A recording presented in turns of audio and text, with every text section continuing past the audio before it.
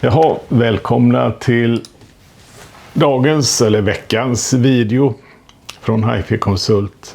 Idag blir det lite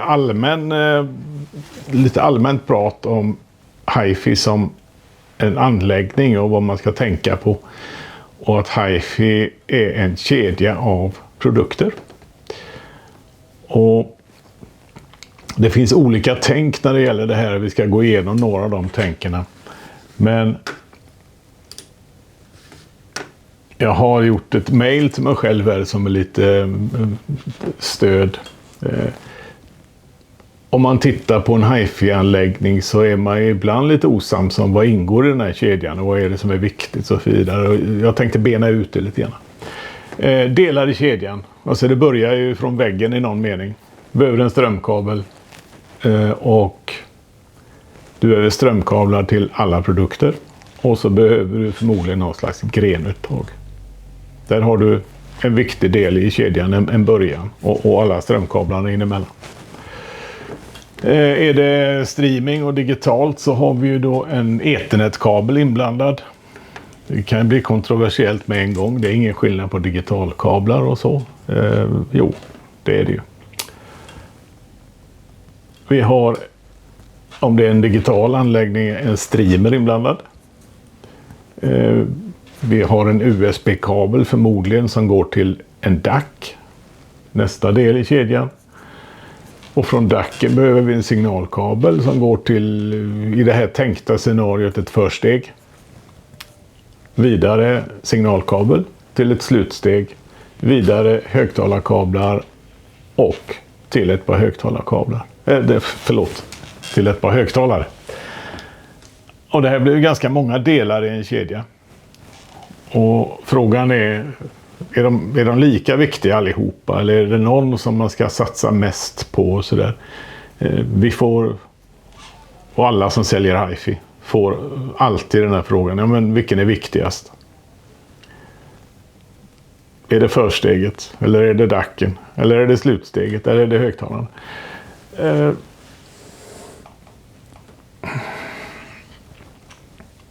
Och det kommer vi till. Men delar i kedjan var det som jag räknade upp nu. Och sen har du ljudförbättrande åtgärder. När du har den här setupen, en kedja med saker, så har du ljudförbättrande åtgärder. Eventuellt ljudförbättrande åtgärder. Som kan ge olika mycket effekt beroende på miljön då. Och det är till exempel akustikreglering.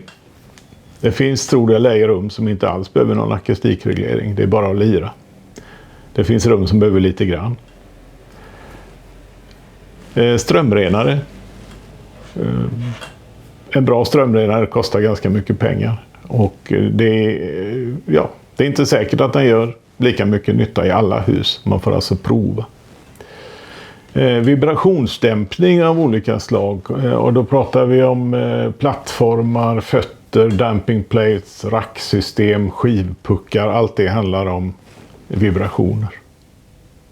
Och det finns maskiner som är som inte är så känsliga för vibrationer. Och det finns maskiner som de här goa när det slår på locket till exempel och det klingar i 8 sekunder efteråt. De är förmodligen betjänta av någon form av vibrationsdämpning.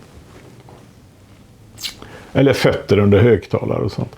Men det är ljudförbättrande åtgärder beroende på hur miljön ser ut och vilka prylar du har.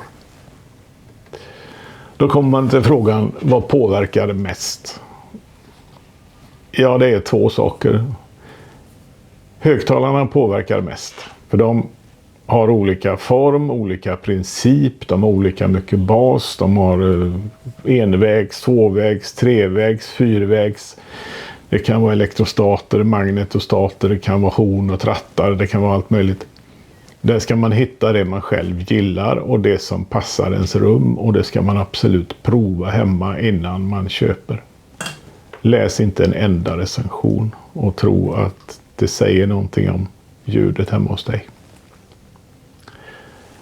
Och det andra halvan av den här 1A, om vi kallar det så, det är placering i rummet. Det kommer man aldrig runt. Det kan man inte bortse ifrån. Och det är det mest belönande man kan göra med en högtalare överhuvudtaget. Det är därför vi har de här på kaffekopparna. Det här är gratis. Hitta rätt plats. Det kan låta dubbelt så bra på en flytt på 30 centimeter eller 1 meter. Någonting. Allt annat kommer efter det. Du måste välja högtalare och de måste stå på rätt plats i rummet.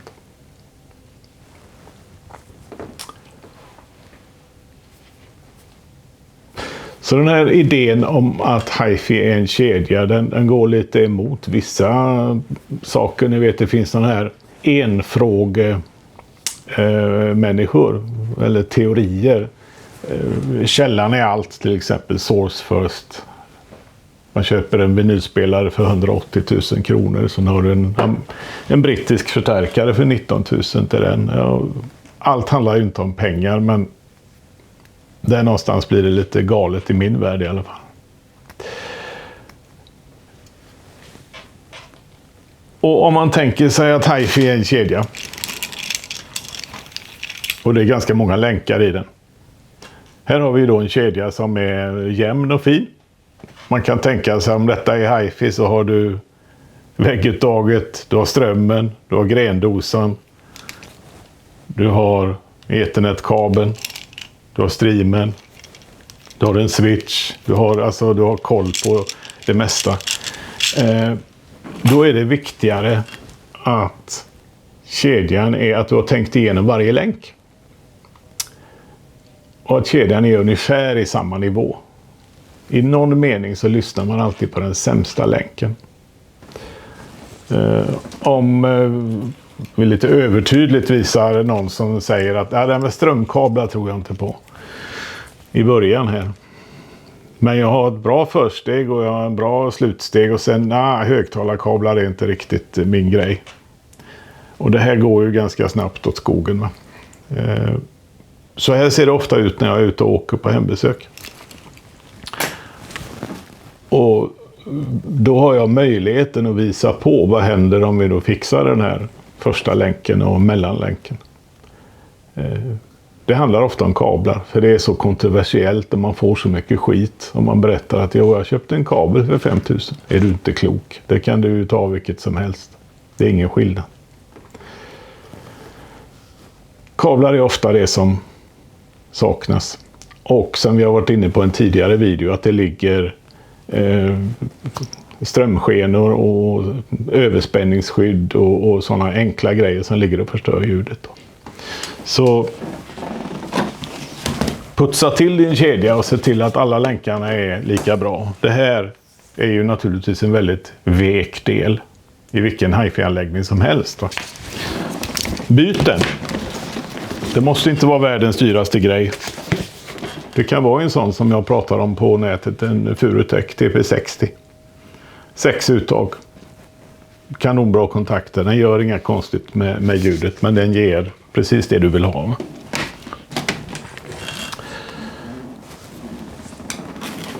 Och gratis strömkablar är ju ingen kedjedel.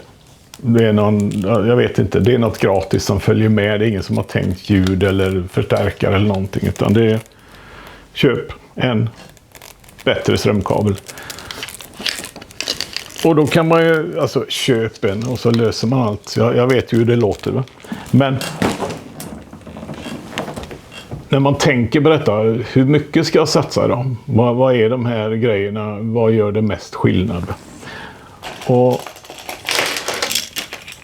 om man då tänker sig att det är det här man vill ha, så kan man ta hjälp av någon som vill hjälpa dig, som är seriös hi-fi-handlare. Och då kommer han inte, låt säga att du har en Arkham eller en Yamaha eller en Marantz eller en NAD eller någonting hemma för 5, 10, 15, 20 000 kronor. En seriös kille, han kommer inte föreslå en strömkabel för 47 000 spänn. Men han kanske föreslår något för 3 eller 5 eller 7 eller någonting. Och den provar du hemma innan du köper. Alltid. Så är det problemet löst förmodligen. Och gör han inte nytta, köp den inte. Samma med digitalkablar, ethernetkablar, hela den världen. Någonting som är gjort för Windows eller Mac eller PC och så vidare. Det funkar ingen vidare i hifi-världen. Det funkar, men det funkar ingen vidare. Det här är en ethernetkabel från Hardwire. Transparents lågprisserie om man säger så. Kostar, om jag minns rätt, 800 kronor. Och det är en förfärlig massa pengar om man tänker att man brukar använda Kjell & Companys grejer. Samma där. Låna hem, prova, se vad som händer. Det behöver inte bli några jätteskillnader. Men det kanske är värt 800 kronor. Jag fick lite kritik på YouTube här assistens. Vi kan gå och kika lite grann på det här med optiska kablar. Jag känner ju ingen som har optiska kablar i en bra hifi-anläggning, men det kan vara ganska käckt att koppla en tv eller något digitalt man behöver. Optiska kablar är inget vidare för hifi-signal. Teoretiskt är det suveränt, men en gång i tiden så när de tog den här kontaktstandarden så gjorde de det i några plastbitar som ska passa ihop hjälpligt och vara billigt att tillverka, och där försvann kvaliteten i överföringen. Vi har en kabel för 950 kronor. Jag blev nästan hängd på YouTube i veckan här på någon sån historiskt idiotiskt pris på en digitalkabel, eftersom det aldrig är någon skillnad på digitalkablar, ni vet. Och då tänkte jag att jag kände mig, alltså det kändes konstigt. Jag kände att ja, men Transparent, de vet att det går inte att förbättra just kabeln så mycket. Alltså har de ingen värre än 800 kronor. Så gick jag ut på nätet och gjorde en snabb kik, och så får man syn på den här. Och ja, det är samma glasledare, samma akryl i, samma taskiga kontakter. 3 500. Denny. Jag säger inte att det är bluff eller båg, men, för jag har aldrig lyssnat på den. Men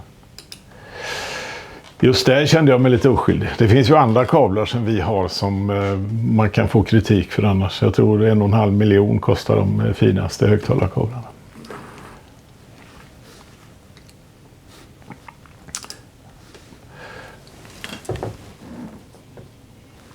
Vad påverkar mest? Jo, det sa vi, högtalare och placeringen av högtalarna. Allt annat kommer därefter. Så är frågan, vad bör man undvika då? Det kan ju vara bra att ta det också då. Man bör undvika DSP, Digital Signal Processing. Det hör hemma i möjligtvis en bio med 12 eller 14 högtalare och 3 subwoofers, så man ska försöka få ordning på allt det där.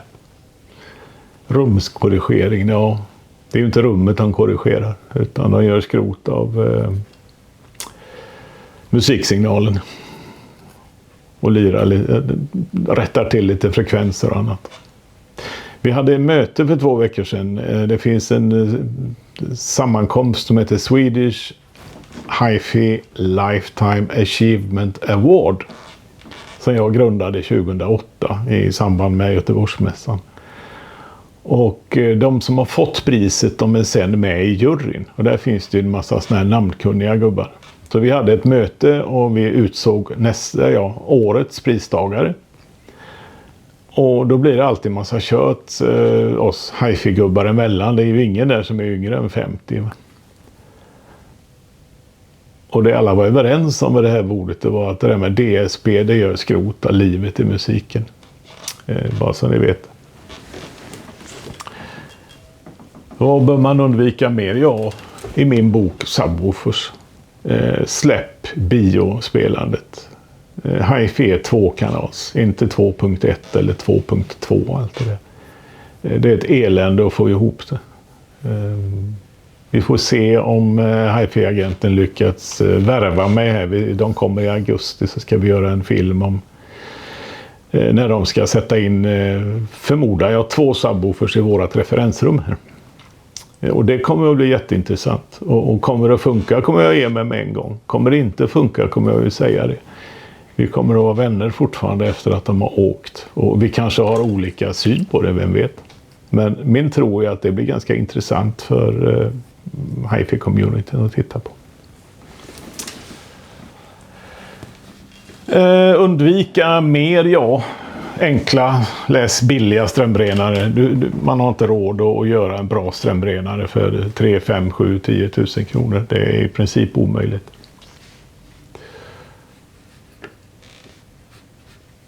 Och de här filosofierna om rummet är allt. Du måste fixa akustiken, idiot, innan du gör något annat. Nej, det behöver du inte göra. Akustikfix är en hjälp för att komma till rätta med eventuella problem. Det är ingen länk i kedjan. Men det är jätteviktigt om man har problem. Bra att veta skillnaden. Source first har vi hjälpt. Jag vet inte. Ska man visa det med en kedja så kan man ju ha en hi-fi-anläggning här. Och sen går du och köper en källa. Det kanske är pickupen för 200 000, vem vet. Du lyssnar alltid på den sämsta länken. I någon mening så lägger man då pengar i havet här. Eller om det såg ut så där med gratis strömkabel och gratis signalkabel någonstans, så har du lagt pengar i havet på de andra prylarna. Du får inte ut. Vad är det jag hör? Vad bör man då sträva efter? Neutral klang. I alla led. Allting. Från ethernetkablar till signalkablar till förstärkaren, försteg, dacken, alltihopa. Köp ingenting som är imponerande detaljrikt. För är det imponerande detaljrikt så blir det imponerande jobbigt efter 3 månader när du har lyssnat på det. In your face kallar vi det. Köp heller ingenting som klarar av Led Zeppelin 4. Ja, nu låter det riktigt bra.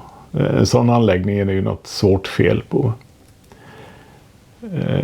Och en bra inspelning kommer ju en sån anläggning att bli, du kommer ju inte att höra att det är en bra inspelning.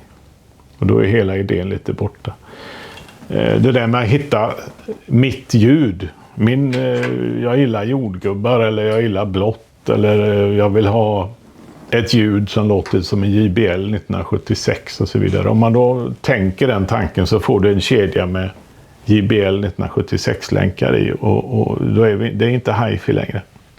Du har ett ganska kraftigt färgat ljud och som för all del då maskerar och räddar massa dåliga inspelningar. Och det är helt okej. Bara man vet om att det är det man köper då. Det jag tycker det är att det vi letar här i den här butiken, det är ju att komma längre, närmare. Vad gjorde de spelade in? Det låter så enkelt, man bara säger det, men att leta det en liten bit i taget, det är sporten här. Det är det roliga, det är utmaningen.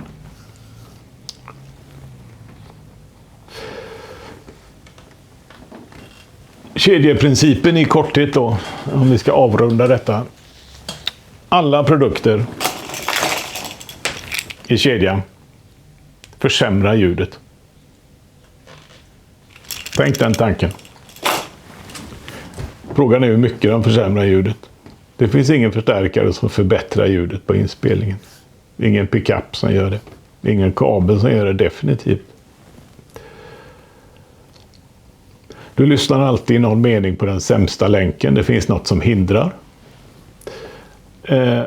Och det är bättre att ha en kedja som är ungefär i samma nivå än att satsa på en. Och jag har alltid längtat efter att äga en förstärkaren X för 400 000, men nu äntligen kom det en för 300 och jag hade råd. Och din övriga hi-fi är en smula eller ett klart trappsteg under där. Det kan vara ägarglädje och det är kul att ha köpt den. Men kedjan blir halta lite grann. Då kan det ju vara så att om man byter upp sig så ska man vara medveten om att förmodligen behöver du följa efter med resten av prylarna.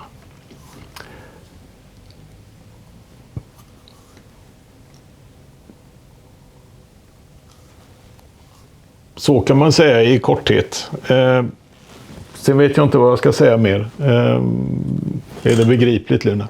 Mm. Det är begripligt. Vad bra. Det är juli. Vi går på semester, de flesta av oss. Jag går inte på semester mer än om det blir vrålvarmt, för att strunta man i det här.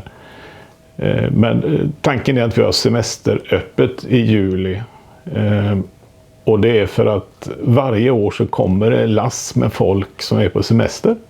Och de besöker äventyrsbadet eller sådär. Och så sitter det ofta då en pappa i bilen som tänker att ja men just det, Örebro, HiFi-konsult. Jag vill lyssna på den här QLN eller Merasonen eller Vienna Akustiksektorerna. Så nu kan ni göra det. Ni är välkomna hela juli. Slå en signal innan då så att inte jag är någonstans och äter glass istället. Ja. Svårare än så ska vi inte göra det idag. Tack för att ni tittar. Och sen så, jag brukar inte lägga in en massa grejer om att tryck på prenumerationsknappen och så vidare. För jag tycker det är väldigt tröttsamt när jag tittar på andra YouTube-videos. Man gör en massa animerade grejer och sånt, va? Om ni gillar detta och har bruk för det så är vi tacksamma att ni prenumererar naturligtvis. Tack för att ni tittar.